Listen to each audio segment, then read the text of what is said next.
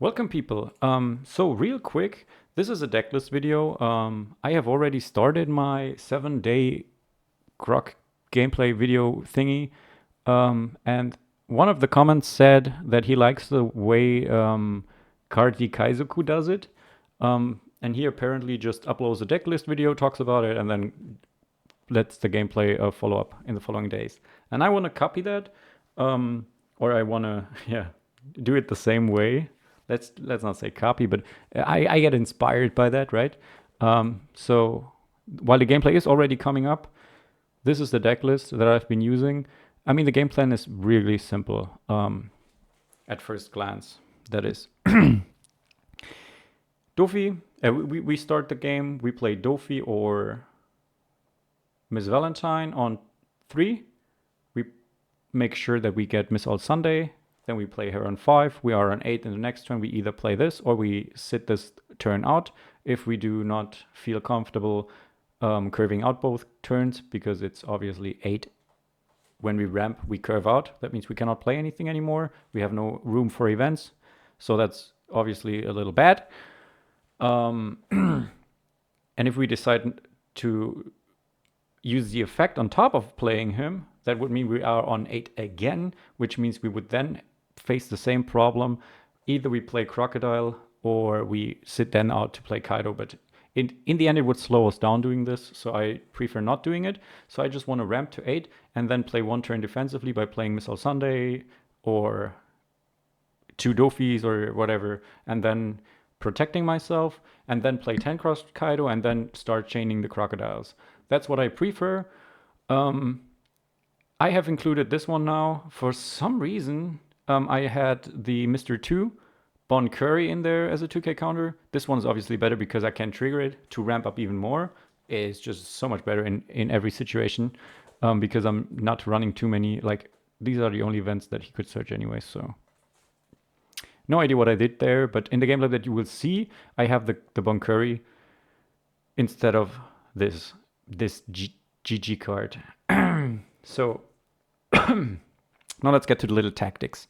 One thing the deck does really well is put up the Doflamingo, top 5 cards, put Miss All Sunday second card, or put this one second card or this one second card. Then your turn starts, you draw a card, then you play the Crocodile and you put the second card that you put on the second place of your deck, you put it into your life. That's Miss All Sunday. That means if he triggers it, you play her for free, 2 Dawn down, 1 Dawn up, you draw a card. That means in the next turn you're on 10 again anyway, so it doesn't matter if you lost 1 Dawn. And you get to draw a card and you get a body on the board. Real good. If you put this one there, then you can bounce a 6 drop. Pretty self-explanatory, right? Real good. If you put this one there, then you bottom deck a 4 cost. Just real good. This one is a little worse, but it's still really good. We could obviously put this one down by 1 and put in 1 more of those. Doesn't really matter. But there are some 5 costs that we definitely want to bottom deck. That's why I have it on 3. Just like the Gil Tesoro, prime target for this thing. Marco, prime target for this thing. Yeah, that's basically it. Queen, maybe. These are the targets you definitely want to get rid of. Yeah, I guess that's it. That's how you play this deck. It struggles a little bit against yellow, a very big little bit. So yeah, I will need to figure out an answer to that. Other than that, it's a little grindy, but it's real good. It's just real good. It's not the only version of the deck I have. I also have a tempo, my tempo Crocodile that I've shown you.